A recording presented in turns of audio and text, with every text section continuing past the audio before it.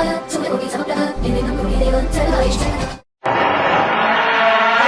रात होती है तो हम एक दिया जला लेते हैं और उस रोशनी में खुद को महफूज समझते हैं, मगर उस रोशनी के परे जो अंधेरा है वो अपने अंदर बहुत सारी कहानियां समेटे हुए हैं और इन्हीं कहानियों को आपको लेकर आता है रात के अंधेरे में।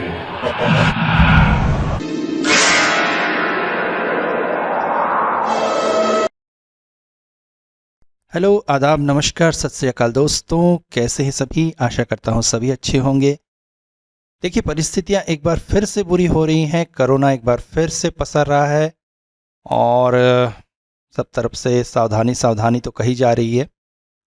हमारे शहर में तो बात चल रही है लॉकडाउन लगने की। आप लोगों के यहाँ का क्या हाल है? वैसे नाइट कर्फ्यू तो लगा हुआ है, तो आप सभी से निवेदन है भाई थोड़ा संभल कर रहिएगा और मास्क ज़रूर यूज़ करिएगा। मास्क तब भी बचने का साधन था, अब भी है, मगर अभी ये देखने में आ रहा है कि बहुत से लोग जो है मास्क से कोताही कर रहे हैं। तो कहीं भी भीड़ भाड़ वाली जगह में आप जाते हैं तो मास्क बिल्कुल लगा के जाइएगा भाई। और ठंड जैसी है उससे तो सर्दी फैलने की भी संभावना है, तो ये भी है, तो इससे भी बच के रहिएगा और सब अच्छे से रहिएगा भाई। किसी को भी कोई तकलीफ इस बार ना हो और सब अच्छे से स्टोरी सुने, बस यही आप लोगों से निवेदन है और आप लोगों के लिए प्रार्थना है भगवान से। मेरे सारे साथी कोरोना से बिल्कुल बच के रहें, किसी के घर में भी कोई भी तकलीफ ना आए। और आज की स्टोरी तो बहुत अच्छी है ही, मगर उससे पहले जो है मैं एक इंसिडेंट आप लोगों के साथ शेयर करना चाहूँगा। जैसे कि आप लोगों को पता ही है, कुछ महान आत्मा उठ खड़े हुए हैं जो बिना मतलब के काम कर रहे हैं। पिछले दिनों एक भाई ने मैसेज किया था किसी वीडियो पे कि भैया ऐसे लोग तो मिलते ही रहते हैं, तो आप थोड़ा पेशेंस रख के इन लोगों को हैंडल कीजिए। तो मैंने उनको मैसेज में भी कहा था कि भाई देखिए, पेशेंस रखना, शांत रहना, ये मेरी फितरत नहीं है। मैं तो टिट फॉर टैट वाला हूँ, जो जैसा करता है मैं उसको वैसा ही देता हूँ। किसी के पीछे पहले से नहीं लगता हूँ, किसी की बुराई नहीं करता हूँ, मगर अगर कोई मेरे साथ बुरा करने की कोशिश करेगा तो फिर तो उससे मुझे इंतकाम लेना ही है। बिल्कुल इंतकाम वर्ड यूज़ कर रहा हूँ। तो हुआ ऐसा कि पिछले दिनों मैंने एक बताया था, एक पागल हिमाचल प्रदेश का नंबर बदल बदल के मुझे कॉल करता है, 6 नंबर्स ले चुका है। ये बंदा जो है यूट्यूब पर दिमाग में कीड़ा नाम से अपना चैनल बनाए हुए है और सच में इसकी दिमाग में नहीं, हर जगह कीड़ा है।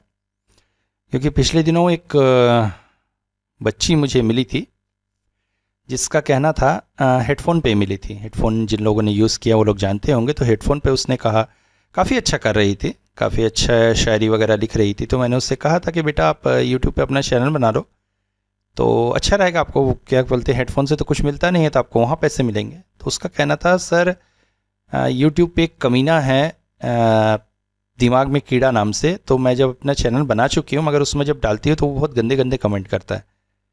और यूट्यूब पे आपको पता होगा कि बंदे को ढूंढना बड़ा मुश्किल होता है, उसको ब्लॉक कैसे करें। तो वो बच्ची इतनी परेशान थी कि उसने अपना यूट्यूब चैनल बंद किया और हेडफोन पे ही वो डाल रही थी, क्योंकि ये कमीना उसे भी परेशान कर रहा था। तो पिछले उसके 5 नंबर मैंने ब्लॉक किए मगर ये जो 6वां नंबर है उसने मुझे ब्लॉक कर दिया। तो क्यों ब्लॉक किया? तो हुआ ये कि वो बताया था दूसरे ही मतलब पंजाबी एक्सेंट में उस दिन बात करके, पहले तो बोलता मुझे कहानी भेजनी, और बहुत रूड टाइप का बोला। मुझे अजीब लगा यार, कोई ऐसा कैसे रूड बात कर सकता। फिर बाद में उसने बताया कि मैं ये हूँ, तो खैर, तो वो तो ख़त्म की कहानी उसके बाद जो है परसों रात को, अब आप लोगों को तो पता ही है मैं रात भर जग के भाई काम करता हूँ, एडिट करता हूँ स्टोरी वगैरह। सुबह 4 बजे मेरा सोने का टाइम है और हाँ हाँ हाँ, आप लोग तो 11, 12, 1 तक सब सो ही जाते। तो परसों रात को 2:30 बजे मैंने उसको कॉल किया। पहले 2 बार कॉल किया, उसने नहीं उठाया। तीसरी बार कॉल किया तो उठाया। उठा के बड़े उससे बोलता है कि अरे भाई, रात सोने के लिए होती है तो कैसे कर रहा है। मैंने कहा, बेटा मैं तेरे पीछे नहीं पड़ा था, तू मेरे पीछे पड़ा था। अब मैं तेरी ज़िंदगी जो ना हराम कर दूंगा। और उस दिन रात के 2:30 से लेकर 3:30 बजे तक मैं उसे बीच बीच में कॉल करता, काम कर रहा था। थोड़ा सा जैसे ही रेस्ट लेने का मन करता था उसको कॉल करता था। और रात के 2:30 से 3:30 बजे तक मैंने उसको इतना परेशान किया कि उसने मेरा नंबर ब्लॉक कर दिया और चैनल को भी मुझे लगता है अनसब्सक्राइब कर दिया। तो ये है मेरी फितरत भाई। मैं पीछे किसी के भी नहीं लगता, मगर मेरे पीछे अगर कोई लगे ना तो उसकी ऐसी ही जिंदगी हराम कर देता हूं। आशा करता हूं सुन के आप लोगों को भी मजा आया होगा। चलिए स्टोरी पे आते हैं। आज महान लेखक सैयद मुस्तफ़ा सिराज जी की बांग्ला स्टोरी हवा कल का हिंदी रूपांतरण। रमानाथ बाबू ट्रेन से उतरते ही परेशान हो गए। तेज बारिश हो रही थी।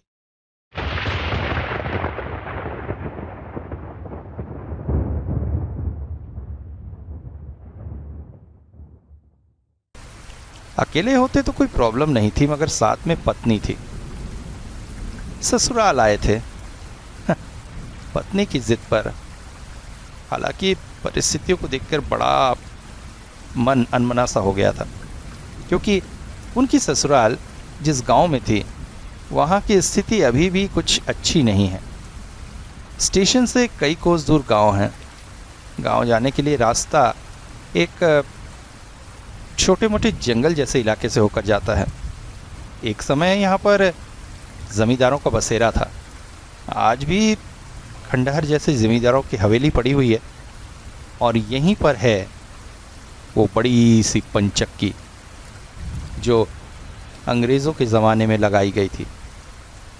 आसमान छूती ये बड़ी सी पंचक्की इसलिए लगाई गई थी कि उसके घूमने से जो बल होता है उससे कुएं से पानी निकालकर ज़मींदारों के गार्डन को सींचा जाता था। मगर आज भग्नावशेष रूप में पड़ी वो पंचक्की उस समय के इतिहास और उस समय की समृद्धि की गुणगान करती है। आगे एक बड़ी सी नदी थी जिसे नाव से ही पार किया जाता था और उसके बाद गांव पड़ता था। रमानाथ बाबू ने देखा कि जिस तरह से बात हुई थी उसके हिसाब से बैलगाड़ी आनी चाहिए थी उन लोगों को ले जाने के लिए, मगर यहाँ तो किसी का भी नामो निशान नहीं। एक बार तो मन किया कि अगली ट्रेन से ही वापस चले जाएं, मगर पत्नी का चेहरा देखकर थोड़ी दुखित हो गए। माता पिता से मिलने की तीव्र उत्कंठा बेचारी के मन में। एक बार मन में यह भी आया कि पैदल ही गांव की तरफ निकल जाए, मगर दोनों ससुराल आने के लिए भयंकर रूप से सजे धजे थे। ऊपर से पत्नी ने कुछ गहने भी पहन रखे थे। हालांकि इलाके में लूट चोरी की उतनी घटना सुनने में नहीं आती है, मगर रिस्क कौन ले। तभी अचानक टिकट कलेक्टर चुप चुप करते हुए बोला, अरे आप तो सुरेंद्र मोहन जी के दामाद है ना? ओहो हो, देखिए तो क्या हालत है इतनी बरसात में आपको। अरे जाएंगे कैसे आप? असली में आपको लेने आए थे, मगर बताइए तो कहाँ सुबह 10 बजे आने वाली गाड़ी शाम को 6 बजे पहुंच रही है। बेचारे शायद यहाँ रुक कर चले गए हैं। धीरे धीरे चारों ओर अंधेरा फैल रहा था। वो बोले, अरे पालसी। अचानक हाथ में लालटेन लिए हुए एक पुली जैसे भूत की तरह प्रकट हुआ। जी साहब, ये सुरेंद्र मोहन बाबू के यहाँ से कोई आया था क्या? हाँ साहब, वो लेने आए थे, मगर 5 बजे तक गाड़ी जब नहीं आई तो वो वापस चले गए। कह रहे थे इससे ज़्यादा देर करेंगे तो नदी में नाव नहीं मिलेगी, फिर उस पार जाना मुश्किल हो जाएगा। ओहो। फिर से टिकट कलेक्टर चुप चुप कर उठे। देखिए तो कहाँ तो ससुराल में नरम नरम गद्दे में बैठकर साले सालियों से सेवा करवाएंगे, यहाँ इस मुसीबत में पड़े हुए हैं। मैं कहता हूँ एक काम कीजिए, आज की रात मेरे क्वार्टर में चलिए और मेरा आतिथ्य ग्रहण कीजिए। कल सवेरे आप लोगों को गांव छोड़ देंगे। अभी वो ये बात कर ही रहे थे कि अचानक पास से साइकिल में दरोगा प्रीतेश्वर नाथ गुजरे। उन्हें देखकर वो बोले, अरे रे रे रे रे, देखिए तो क्या किस्मत है दरोगा बाबू, अब तो गांव की तरफ ही जा रहे हैं ना? हाँ हाँ, उधर ही जा रहा हूँ। बस आप इनके साथ ही चल दीजिए, अगर बिटिया को चलने में तकलीफ ना हो। अरे मुझे क्या तकलीफ होगी, मैं गांव की लड़की हूँ। रमानाथ बाबू की पत्नी बोल उठी। तो बस थोड़ी देर रुकिए, पानी रुकते ही निकल जाइएगा। हाँ हाँ, बारिश बिल्कुल रुक जाएगी मुझे लगता है, रमानाथ बाबू की पत्नी ने बड़े ही विश्वास के साथ कहा। कुछ देर वे सभी स्टेशन की उस छोटी सी छत के नीचे ही खड़े रहे। आश्चर्यजनक तौर पर बारिश बंद हो गई, जैसे पिता से मिलने की तीव्र उत्कंठा को देखकर बेटी के लिए मौसम ने साथ दिया। फिर आश्चर्यजनक तौर पर आकाश भी धीरे धीरे साफ होकर छोटा सा चांद निकल आया। बस दरोगा प्रीतेश, रमानाथ और उनकी पत्नी तीनों ही गांव की तरफ चल निकले। रास्ता सुनसान और जंगल का था। प्रीतेश्वर बाबू की साइकिल की डायनेमो की रोशनी उन्हें रास्ता दिखा रही थी। रमानाथ और प्रीतेश्वर साथ साथ थे, जबकि रमानाथ की पत्नी उनके पीछे पीछे चल रही थी। चलते हुए प्रीतेश्वर को जैसे सारा रास्ता याद था।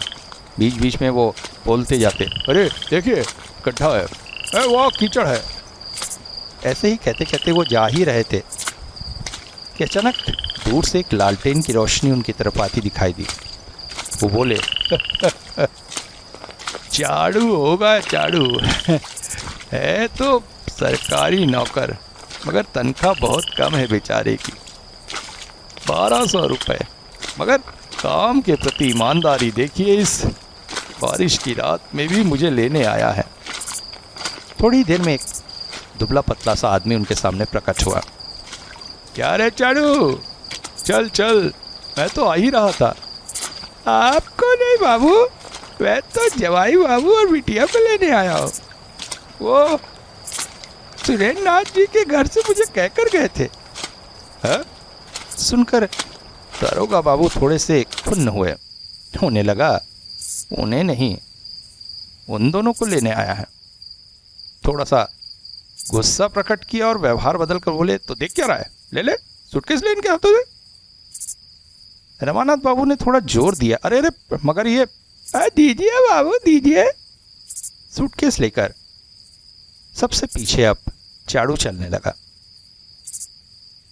चारों तरफ झींगुरों की आवाज, मेंढकों का गायन और इन लोगों की पैरों की आवाज के अलावा और कुछ भी न था। बीच बीच में किसी किसी झाड़ में जुगनुओं का झुरमुट था। चलते चलते वो नदी के पास पहुंचे। नदी बरसाती थी और बरसात के इस मौसम में कल कल कहकर बह रहे थे। पास ही की एक छोटी सी झोपड़ी थी जिसमें माझी खेरू रहा करता था। चारू जाकर वहां चिल्लाने लगा। बहुत बार बुलाया, दरोगा बाबू के नाम से उसे डराया भी, मगर खेड़ू झोपड़ी से बाहर न निकला। फिर अंदर झांकने के बाद चाड़ू आकर बोला, लगता है खेड़ू अपने गांव चला गया है, अब तो सवेरे ही आएगा। कैसी मुसीबत हो गई बताइए। दारोगा प्रीतेश्वर बोले, तू भी तो नाव चलाने जानता है, चल तू चला। क्या क्या बात करते हैं बाबू, मैं थोड़ा बहुत जानता हूँ, मगर इस उफनती नदी में मैं नाव चलाऊं? ना बाबा ना, उस बार याद है ना कैसे बहते बहते बचा था। तो फिर क्या करें? अभी वो लोग ये बात कर ही रहे थे, अचानक बारिश होनी शुरू हो गई। चारों माझी की झोपड़ी में घुस गए, मगर झोपड़ी ऐसे ही छोटी थी, ऊपर से चारों और फिर रमानाथ बाबू के 2 ट्रंक सामान।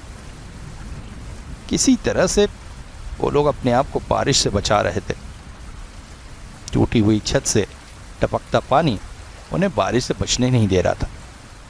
अचानक चाड़ू बोला, मैं क्या बोलता हूँ, वो जमींदार की हवेली में चलते हैं, वहाँ एक कमरा है, वो ठीक ठाक है, वहाँ रह सकते हैं।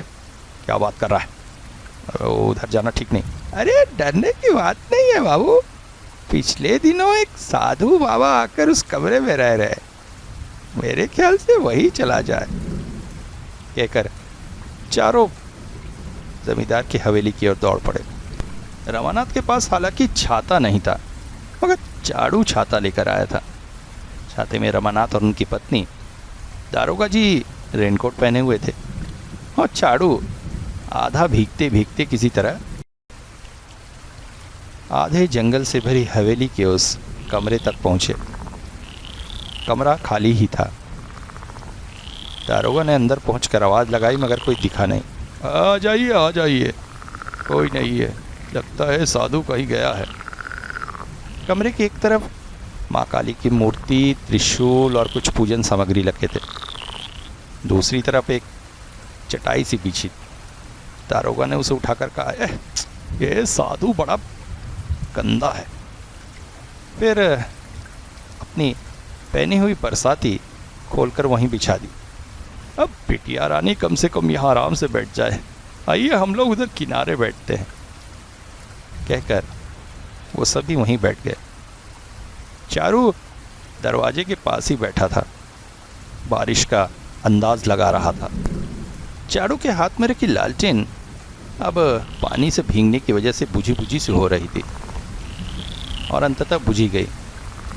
कमरे में रोशनी का एक ही साधन था, वो था दारोगा की तेज रोशनी टॉर्च। अभी वो वहाँ बैठे ही थे कि अचानक पास के कमरे में कुछ गिरने की आवाज़ आई।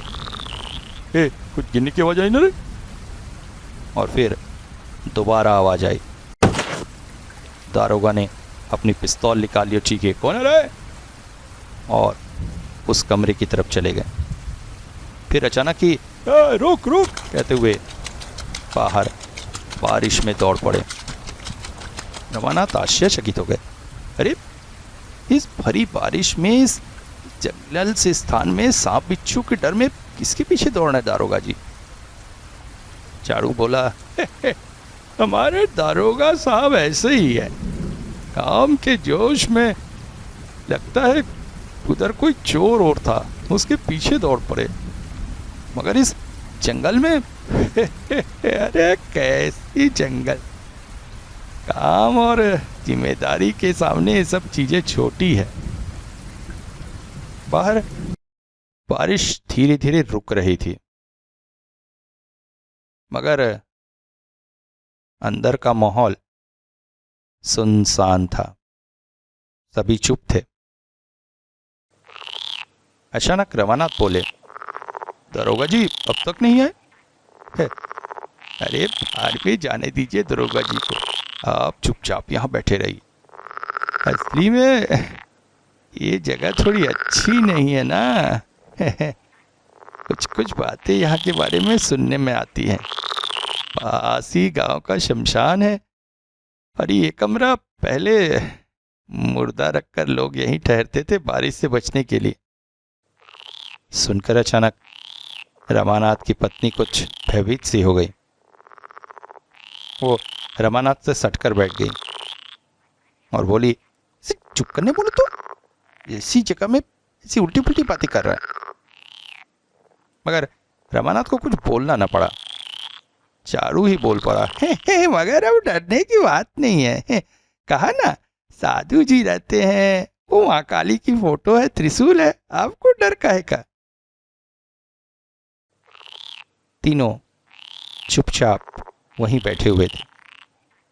तभी चारू उठ खड़ा हुआ और अरे बाप रे कहकर बाहर अंधेरे में विलीन हो गया। रमानाथ जैसे हतप्रभ से देखते रह गए। अरे ये क्या हुआ? दारोगा भी कहाँ चले गए, चारू भी चला गया और इस वीरान से जंगल में उन्हें छोड़ गया। रमानाथ की पत्नी उनके हाथों से बिल्कुल सटकर बैठी हुई थी। तभी अचानक बाहर दरवाजे में किसी की आवाज आई। अरे कौन है? कोई नहीं भाई, डरो मत। मैं हूँ, यहाँ मैं साधु बन के रहता हूँ। अभी दरोगा मेरे पीछे दौड़े थे, उनसे बच के किसी तरह यहाँ आ रहा हूँ। साधु? साधु हो तो दरवाजे से क्यों भाग रहे हो?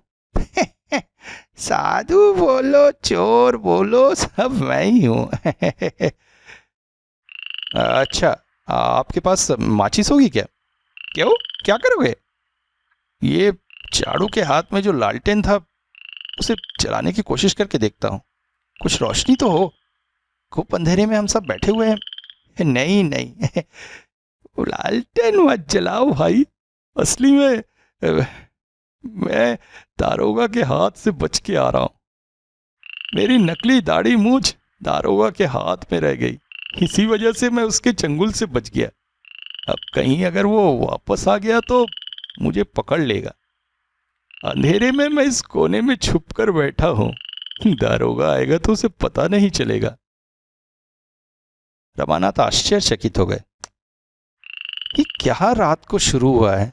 एक तो इस भयानक से डरावनी जगह में बैठे हैं, ऊपर से चोर, पुलिस, नकली दाढ़ी मूंछ। ओफो।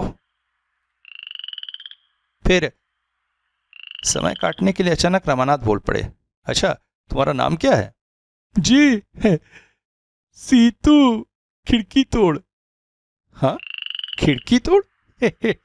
लोगों के घरों से खिड़कियां तोड़ के चोरी करता हूं ना, इसीलिए सीतू नाम है, खिड़की तोड़। तो ये खिड़कियां तोड़ते कैसे हो? शर्म आती है, वो बैठी है ना। चौंक पड़े थे रमानाथ। इस खूब अंधेरे कमरे में इस आदमी की इतनी तेज नजर। उसने उनकी पत्नी की उपस्थिति की टेर पा ली, जबकि बेचारी उनकी पत्नी जब से वो आया है बिल्कुल मिट्टी की गुड़िया बनी दम साधे बैठी हुई है। अंधेरे में कोई जान भी ना सके कि वो यहाँ है और इसने जान लिया। गजब की नजर है इसकी। मगर रमानाथ के मन में एक डर ने भी खटका दिया। एक तो चोर, ऊपर से उसकी पत्नी ने कुछ गहने भी पहन रखे हैं। इस तरह से बैठना विपत्तिजनक हो सकता है। फिर वो बोले, अरे वो उसे छोड़ो, वो उससे क्या शर्माना, वो मेरी पत्नी है, आप बताओ। तभी अचानक रमानाथ की पत्नी बिल्कुल ठेठ गंवई अंदाज में बोल पड़ी। ये कौन तेरी पत्नी रे? मैं मंगला हूँ, मैं तेरी पत्नी अपनी नहीं। सीधू बोल पड़ा। ओ, तभी मैं समझू, बाबू से ऐसे एकदम चिपट के कौन बैठा है। तो अरे मंगला, कैसी है तू बेटी? है? अरे अभी तक मर्दों से चिपटने की तेरी आदत गई नहीं। और तेरी माँ कहाँ है? माँ तो वट के पेड़ से फांसी लगा के मर गई, अभी भी उसकी लाश वहीं सड़ रही है। क्या कह रही है तू? अचानक ही सीधू रोने लगा। हाय हाय, मेरी पत्नी आत्महत्या करके मर गई, और तू बेटी? मैं भी क्या करती, कुछ दिनों तक ऐसे वैसे चलाया, फिर भूख के मारे सल्फास खाकर जान दे दी। हाय हाय, मेरा संसार लुट गया, मैं भी जिंदा नहीं रहूंगा, मैं नदी में कूदने जा रहा हूँ। कहकर अचानक सीधू बाहर की तरफ दौड़ पड़ा। बाबा बाबा! रमानाथ ने देखा एक लड़की की काली सी आकृति सीधू जिधर गया था उधर दौड़ती हुई निकल गई। कमरे में अब सन्नाटा छाया हुआ था। रमानाथ बोले, प्रियमवदा, प्रियमवदा, तो यही हो? हाँ, मैंने अचानक देखा हमारे बीच कौन आकर बैठ रहा है, तब से दम साधे चुपचाप बैठी हुई हूं। ये सब क्या है? पता नहीं, मगर जो है बहुत बुरा है जी, क्योंकि मैंने सुना था सीधू तो आज से 3 साल पहले ही नदी में डूबकर आत्महत्या कर चुका है। फिर ये सीधू यहाँ कैसे? प्रियमवदा, मुझे लगता है यहाँ ठहरना सही नहीं, चलो। कहकर दोनों सामान उठाकर दम साधे कमरे से बाहर निकल ही रहे थे कि अचानक दरोगा बाबू वापस आए। अरे कहाँ जा रहे हैं? 5 बजे से पहले आपको कोई नाव नहीं मिलेगी और रह रह कर बारिश आ रही है। आइए जरा अंदर ही बैठते हैं। एक बार फिर से वो सभी उस कमरे के अंदर चले गए। अंदर पहुंचकर दारोगा बोले, सीधू खिड़की तोड़ चोर था, हाँ? साला साधु बन के यहाँ रह रहा था। अरे थोड़े के लिए मेरे हाथ से बच गया, उसकी दाढ़ी मुझ मेरे हाथ आ गई। ओ उधर जो दलदल है ना, वहीं फेंक के आया हूँ, साला कभी नहीं निकाल पाएगा।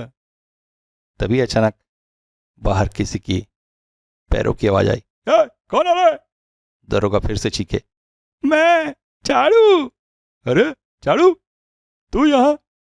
कहते हुए दरोगा बाहर निकल गए। तभी तेज हवा से पंचक्की की आवाज सबके कानों में पड़ी।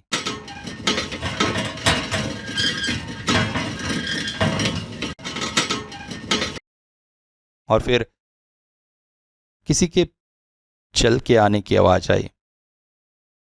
दारोगा फिर चीखे, अब कौन? मैं हूँ जमींदार। कौन है उस कमरे की तरफ? अरे जमींदार बाबू, मैं दारोगा और ये चाड़ू, वो गांव के उनके यहाँ दामाद और बेटी आए हैं। बारिश हो रही थी इसीलिए यहाँ उनको ठहरा दिया। अच्छा, तभी मैं सोचूं इस अंधेरे कमरे में किनकी आवाजें आ रही। आप अभी तक सोए नहीं? नहीं, नींद नहीं आ रही थी। सोचा पंचक्की को जाकर जरा देख के आऊं। अरे इतनी रात गए आप? कहते हुए वो पैरों की आवाज आगे की तरफ चले गए। दारोगा बोले, देखा देखा, ये जमींदार साहब मरने वाले हैं। इस अंधेरे जंगल में रात को इस तरह से टहलेंगे तो मरेंगे नहीं। सुनकर प्रियमदा और रमानाथ दोनों आश्चर्यचकित थे। जमींदार इस समय अचानक ही प्रेतोष बोल पड़े, आइए तो आप लोग बाहर आइए, देखिए तो है कितनी बड़ी पंचक्की। प्रेमदा हालांकि कमरे से बाहर न आई, मगर रमानाथ दारोगा के पास खड़े हो गए। आसमान में चांद की रोशनी फैली थी और उसी रोशनी में उन्होंने देखा बड़ी सी एक पंचक्की आसमान छूती खड़ी थी, जिसके पंख तेज हवाओं में साए साए करते हुए घूम रहे। तभी दारोगा बोल पड़े, अरे चाड़ू, चल जरा गश्त लगाएं। हाँ दारोगा जी चलिए। मगर दारोगा जी, दलदल में आपकी लाश जो फंसी पड़ी है उसका क्या होगा? अरे जो पड़ा है उसे पड़े रहने दे। अब तो मौत की नींद सोकर हम फिर से जागे हैं। अब अपना काम और अच्छे से करेंगे। वैसे तू मैं बाबू लोग के इंतजार में वहां खड़ा था, जंगल में दिखा नहीं और एक सांप के ऊपर पैर पड़ गया, उसने डस लिया। मेरी लाश भी तो नदी के पास ही पड़ी है। गनीमत आप लोगों को दिखी नहीं। सुनकर रमानाथ जैसे कांप से उठे। चलिए मैं जरा, अरे उधर कहाँ जा रहा है? क्या उठे दारोगा, लालटेन ले लो बाबू। अरे हाँ, मेरी साइकिल और रेनकोट तो यहाँ रह गई। दोनों एक पल को कमरे के अंदर आए और फिर बाहर निकल गए। चल गश्त पे चलते हैं। और फिर जंगल के अंधेरे में विलीन हो गए। रमानाथ कुछ पल को पत्थर से बने वहीं खड़े रहे और फिर पत्नी प्रेमदा से बोले, चलो चलो जल्दी यहां से चलो। दोनों सामान उठाकर सरपट नदी की तरफ दौड़ लिए। जाते जाते अचानक रमानाथ ने मुड़कर एक बार फिर पंचक्की की तरफ देखा। आश्चर्यचकित हो उठे थे वो। आधी टूटी पंचक्की आज भी आसमान छूती उस जंगल के बीचों बीच खड़ी थी। मगर कुछ देर पहले तो पंचक्की पूरी घूम रही थी। प्रेमवदा बोल पड़ी, अरे चलो, उस तरफ मत देखो, गांव वाले उस पंचक्की को देखना अभिशप्त मानते हैं, चलो चलो।